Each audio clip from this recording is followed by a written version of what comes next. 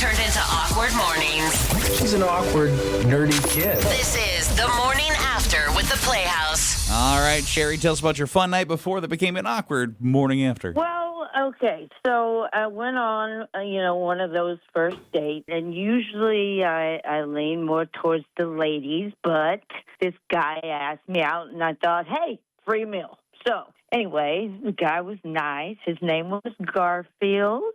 Yes, like the cat, which I definitely had to dig more into, which we did, and I thought everything was going well, but it was started to get strange because every time I would say something, he would pick up his phone and start typing.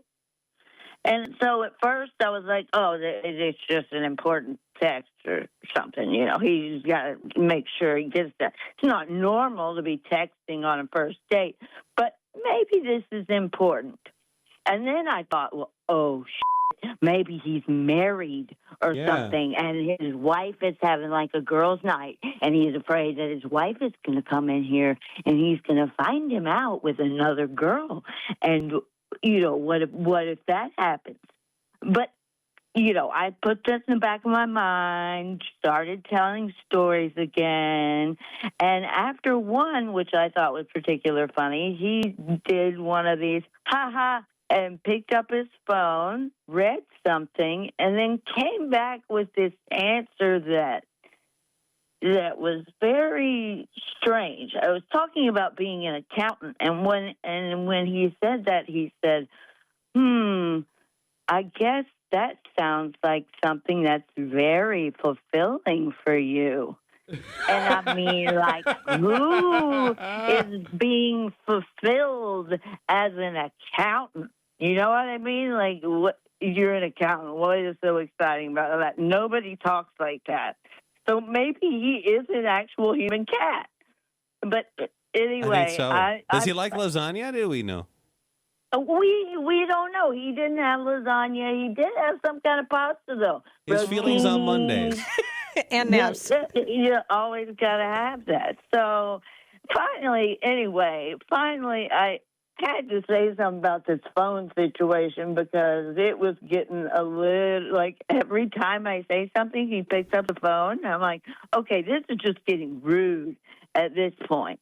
And so I finally asked him, I'm like, okay, are you, like, Googling or AIing me right now? Because every time I talk, you look at your phone, and it seems like something weird is going on. And he looked at me like I'm the crazy one.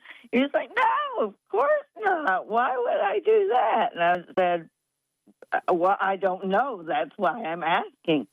So finally, he admits that he had been using AI because he wanted the conversation to go well and the date to go well and everything else. And I said to myself, holy this is really happening.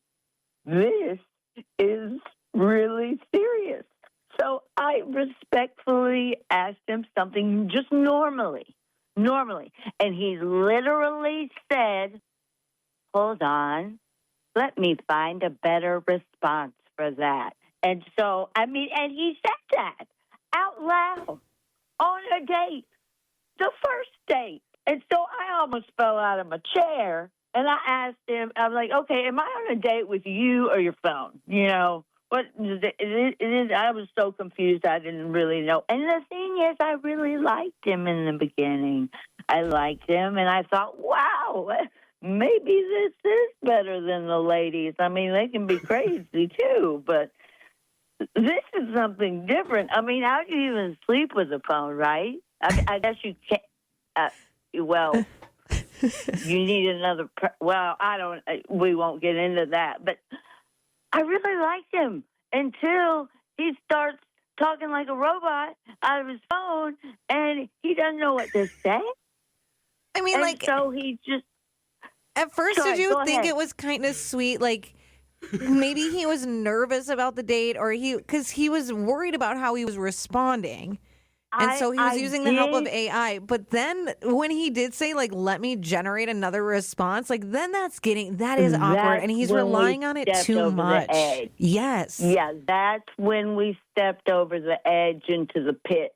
I was like, okay, in the beginning, because absolutely he could have been nervous, and I thought maybe that's what he was maybe talking to a friend or something like he was just trying to get some encouragement from something.